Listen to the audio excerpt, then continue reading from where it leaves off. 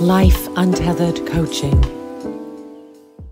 Welcome to Digital Detox for Modern Women. My name is Emma Hull. I'm a life coach, a Reiki healer, and a yoga teacher.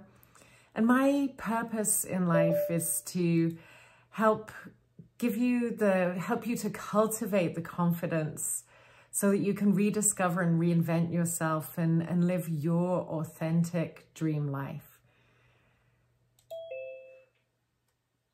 And so today I'm going to walk you through a 5-step process to craft your digital detox plan. And with your digital detox plan, you'll be able to enjoy better sleep, improved relationships, increased focus. And the thing is, your smartphone is making you simple and you deserve better. And that's why you're here today. Don't get me wrong, technology is amazing. We gathered here today thanks to technology. I work with my life coaching clients over Zoom. And technology has brought education and healthcare to remote communities around the world. But as we know, technology also has negative effects. All those devices at bedtime are disrupting your melatonin production, making it difficult for you to sleep, and then causing you to be tired and frustrated. Constantly being stressed out by notifications is distracting you from being present in the moment with your relationships. And everyday reliance on things like predictive text, autocorrect, using navigation to find our way around is actually reducing our cognitive ability. I'm not here to say that you should break up with Facebook, delete your emails, throw your phone away. You know, your digital detox plan is as unique as you are. It might be joining me this summer in the Yukon for a 5-day off-grid retreat, or maybe your digital detox is not turning on your phone until after 11 o'clock on Sunday mornings. A digital detox doesn't mean that you have to return to the Stone Age. It's entirely possible to continue a thriving online business while having balance.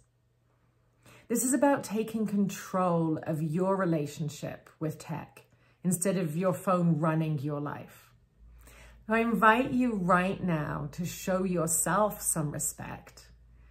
Put away any devices, turn off notifications, and give yourself 20 minutes of your time so that you can reclaim your life, enjoy more energy, better relationships, and increase productivity.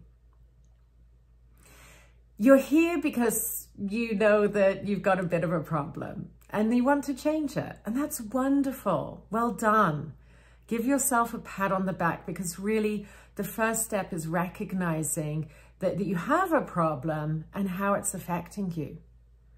I think back to 2016 when I was watching the presidential debates with Donald Trump and Hillary Clinton, and all that TV coverage of the election was really having a negative impact on me. I wasn't sleeping well, I had headaches, I was short-tempered. And that sounds familiar, right? So the first step for your digital detox plan is to do a digital audit.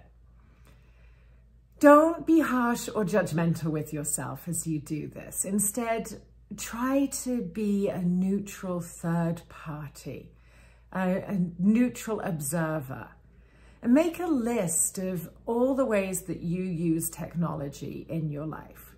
Start at the very beginning of your day and run through until bedtime, and think about ways that you interact with tech. Examples might include your alarm in the morning. Maybe you do a morning guided meditation, you watch the news. Perhaps you ask Alexa for the weather or the ski report. You use GPS to navigate to appointments. You have reminders on your calendar. You jump on video apps. There's messaging, maybe you're learning languages, streaming, using AI to compose emails. Maybe you even have a smart fridge that orders your groceries for you. Technology has so many places in our life. It's in every corner of our life. And some of those contribute, and other ways that we use technology don't add value to our lives. So when you sit down and make this list, it's going to be pretty long, but don't judge yourself for that. Technology is everywhere. And this is about identifying which ones add value to your life and which ones detract. So I think about every morning I wake up to a beautiful artificial sunrise thanks to my smart bulbs. That definitely adds to my life. I have a group chat with my family, and that's wonderful. We can stay in touch across time zones. And of course, Zoom to connect with my clients and with you here now is wonderful too. Then on the flip side, my email inbox being full of junk makes it practically impossible for me to find the emails that I actually need to read. Notifications beeping and vibrating on my phone stress me out, and they make me feel like I have to respond right away. And I regularly catch myself sitting scrolling for absolutely no reason. So think about, what are the problems for you right now? Maybe it's obsessively watching the news and seeing disasters unfolding around the world. Perhaps you're still addicted to Candy Crush Saga. Or maybe you suddenly realize that you've been in the bathroom for half an hour watching TikTok. Or perhaps you want to stop responding to your emails 24/7. The secret to success with any change is starting small and having a compelling reason. If you're going to do a digital detox just on a whim, you're going to give up when it starts to get uncomfortable. And don't try to eliminate all digital aspects of your life in one go. That's going to be too much. Start small. So for now, pick one thing to focus on, and you can always add more later. Step 2 is figuring out your why, having that compelling reason. So think about your digital tech nemesis right now. What is the one thing that is out of control, or the one thing that you'd really like to change? And then think about how it's affecting you physically and mentally. Maybe you're losing sleep. Maybe it's making you late for work because you're scrolling. Perhaps you just find yourself on the verge of tears all the time. Or maybe you went to your kid's hockey game and you missed their shining moment because you were too busy watching cat videos. Many years ago now, I asked my ex-husband not to come to my citizenship ceremony because he was always on his phone, either on calls or on emails. And I didn't want him there unless he was going to be there, like fully there. And of course, he showed up with his BlackBerry, it was that long ago, and his Bluetooth headset. And I cried. It ruined the day for me. And that still stays with me now. So think about, what is the actual cost of your digital distraction? What is the impact that it's having on your life? What is the true cost of this habit, and is it actually worth it to you? I know when I scroll in the morning, I end up being late for my workout, then I don't have time to journal, and I'm rushing around all day because I'm behind the ball, and I end up going to bed frustrated with myself. So that 15-minute bad decision in the morning ruins my whole day. Yes, sure, you get a dopamine hit when you go online and you see the likes that you got. But when you actually stop and evaluate and realize that you haven't spoken to your friend for 2 weeks, it puts things into perspective. And think about when things get tough, when you're having a rough day, who's going to be there for you? Not your Instagram followers. And not your best friend either if you keep ignoring her like this. You know, I've seen people in my yoga class checking their Apple Watch and reading messages. Recently, I was out with a friend and she kept picking up her phone and watching her dog on the nanny cam. And back when I was a workaholic, I remember being on the chairlift, being on a conference call when I was on holiday with my brother. Think about the long-term and the immediate impacts of what technology is doing to your life. That obsessive online FOMO, fear of missing out, is causing you to miss out on real life.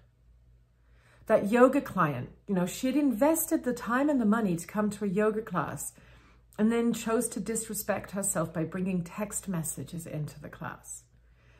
My friend, well, she made me feel like her dog was more important than I was. And when I was on my conference call, instead of enjoying my holiday with my brother, I was disrespecting him as well. And the truth is that when you try to do two things at once, you end up doing neither well. So you've identified your tech enemy number one, and you know the negative impact that it's having on your life. The next step is to start planning your digital detox by figuring out, what are you going to do? What are you going to do with your one precious life? If I told you that you could have an entire month to do whatever you want, what would you say? It sounds pretty good, right? Well, the fact is that you can. Study shows that the average adult spends 2.5 hours a day on social media. And that works out to a month every year. A whole month every year just wasted on scrolling. Think about what you could do instead with a whole month of time. If you take back that month, what becomes possible for you? Maybe you quit mindlessly browsing Marketplace and instead you get to join a book club. Instead of binging Netflix, you could walk 10,000 steps a day. Or rather than chatting on Discord with your friends, you could actually go and meet them in person. What would you like to do with your time instead? What dreams have you put on the back burner? What goals have you given up on because you didn't have time? Now is your chance to vote for you. You get to make the conscious, intentional decision to replace your digital distraction with deliberate steps on the path to your dreams. Instead of scrolling in bed, you could get up and go to a yoga class. Rather than watching mountaineering documentaries, you could go join a climbing gym. And maybe you get in the kitchen and try out some of those recipes that you've been watching on Food Network. Take a moment here and think about that dream. Maybe close your eyes and picture yourself doing that activity that you'd put on the back burner that now you're making time for. Create a vivid image of yourself in that activity, in that place, in that moment. Notice how it feels, what you smell, you taste, you hear, what thoughts you're having. Feels good, right? So commit now to taking action. Commit to replacing that technological time vortex. You have your compelling reason to change and you know what you want to do with your life. So now it's time to set yourself up for success. Step 4 is about making it hard to subconsciously slip back into that habit. For her digital detox, one of my clients is quitting TikTok. And what she did is she went in and changed her password to something completely random, and then she uninstalled the app. Now, the way that this works is when she gets the urge to go onto TikTok, she's going to go on her phone and the app's not there. Hopefully that will be enough to remind her that she doesn't want to do that and she wants to do something else instead. But if that addiction to tech is too strong and she tries to reinstall the app, she's not going to be able to log in because of having that strange password. And then that would mean that you'd have to go through the whole password reset thing. So again, it's giving you a chance to interrupt that automatic activity. You could do the same thing with your Netflix so that when you turn on your smart TV, it's not just automatically there for you. Another strategy that works really well is to rearrange the apps on your phone. You know how you have your home screen and there's all your favorite things there, your Facebook Messenger, your Instagram, whatever. Get rid of those, move them off the home screen. And on your home screen, put those apps that you want to use. So maybe it's Masterclass where you're studying something, or Duolingo, or an app like Calm for meditation. Put those on your home screen so that when you open up your phone, the first thing that you see is something that is positive and adds value to your life.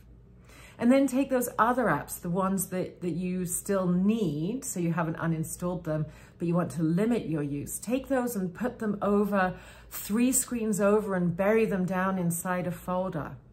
And the way that this works is your brain is just on automatic. That reptilian part of your brain is basically seeking out a dopamine hit.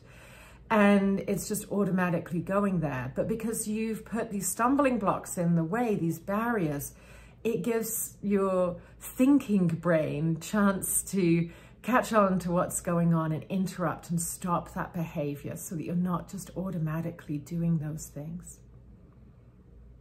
Now, another thing that my clients have tried is creating wallpaper for their phone, which says something like, don't use TikTok, or what could you be doing instead? Or you can create an image of that goal, that dream that you have, and use that as your wallpaper. So when you pick up your phone, you're reminded of your beautiful goal and you can step back into that visualization. Play around and find what works for you. It's going to be different for everyone.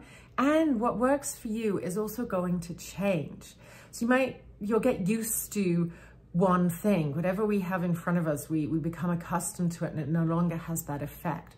So each week, switch things up, move things around and change things. Now, step 5 is that what gets measured and rewarded gets done.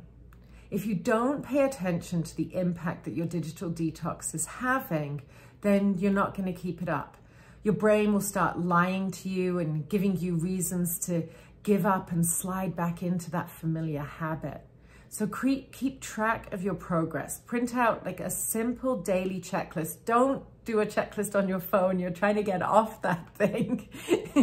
So print out a calendar and stick it on your fridge and just check off each day that you've hit your goal. And measure the impact that this lifestyle change has had for you relative to what your goals are. Think about, if you're quitting email outside of work so that you can spend more time with your kids, then measure the quality and quantity of time that you spend together.